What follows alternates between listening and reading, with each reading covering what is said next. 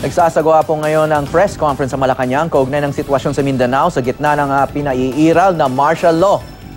Panoorin po natin. And new media continue a flood of information. Mindanao Hour will provide carefully vetted news from authoritative sources. We will be joined on regular basis by the appropriate resource persons. At this point, we'd like to begin by giving you a PowerPoint presentation on the situation in Mindanao. Martial law in Mindanao. Next. Through Proclamation number 216, President Rodrigo Duterte declared martial law on 23 May 2017 for 60 days in Mindanao for 60 days on the grounds of invasion and rebellion. Next slide. Why martial law? The Maute terrorist group has taken over a hospital in Marawi City, Lanao del Sur, established several checkpoints within the city, burned down certain government and private facilities, and inflicted casualties on the part of government forces, and, to the point, started flying the flag of the Islamic State of Iraq and Syria in several areas, thereby openly attempting to remove from the allegiance to the Philippine government this part of Mindanao, and to deprive the chief executive of his powers and prerogatives to enforce the laws of the land and to maintain public order and safety in Mindanao, and this constitutes the crime of rebellion. And the recent attack shows the capability of the Maute group and other rebel groups to sow terror, cause death, and damage to property, not only in Lanao del Sur but also in other parts of Mindanao. What is Maute? The Maute group is a local terrorist group led by the Maute brothers of Maranao descent.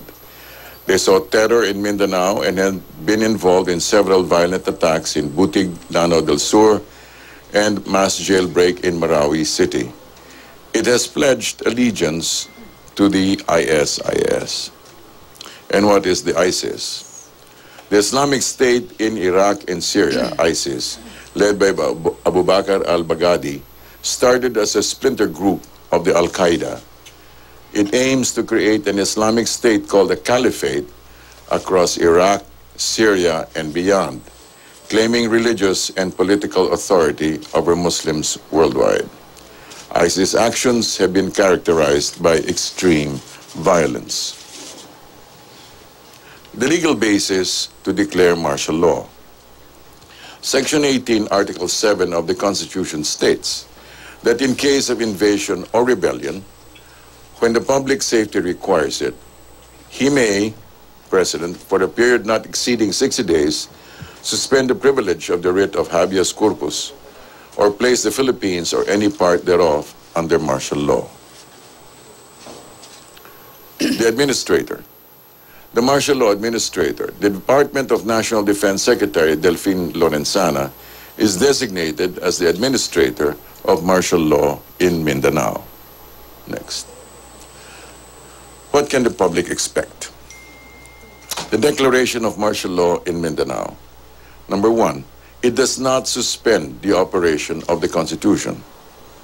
Number two, it does not supplement the functioning of the judicial and legislative assemblies. Number three, it does not confer jurisdiction on military courts over civilian, where civilian courts are able to function. Also, any arrest, search, and seizure where martial law is effective, including the filing of charges, shall comply with the revised rules of court and applicable jurisprudence. The rule of law and human rights should prevail in the place where martial law was declared and effective. Next. Rights of civilians in checkpoints. Given the declaration of martial law, a number of checkpoints and roadblocks in Mindanao are expected to be put up. Advisory on checkpoints as follows. A checkpoint must be well lighted, properly identified, and manned by uniformed personnel. Upon approach, slow down, dim lights, and turn on cabin lights. Next, never step out of the vehicle. Next, lock all doors. Only visual search is allowed. Next, no need to submit to a physical or body search. Next, you are not obliged to open the glove compartment, trunk, or bags. Next, ordinary routine questions may be asked. Be courteous but firm with your answers. Next, keep your driver's license and car registration handy and within reach. Lastly, report violations immediately. The situation in Marawi. As of 6 p.m. on the 28th of May 2017, civilians killed by local terrorist groups, 19.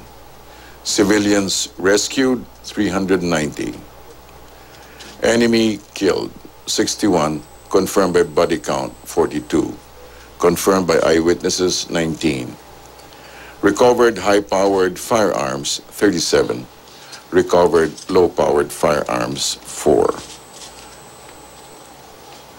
Situation also in Marawi. As of 6 p.m., 28 May 2017, government's casualties, killed in action, 15 AFP, 3 PNP. Wounded in action, 61 AFP, 3 PNP. What is the current focus of the operations? Number 1, the cleaning of Marawi of militants still in the area. Number 2, the rescue of trapped residents. Number 3, the recovery of civilian casualties and victims. Of course, this is not in order of priority, but all of these are to be addressed. Next. Situation. The AFP and PNP also belies reports of checkpoints being conducted by uniformed elements without badges or identifications. These reports, if true, may be unauthorized armed elements and should be discreetly documented and reported. Checkpoints follow strict protocols and are strictly complied with. Next. Government interventions.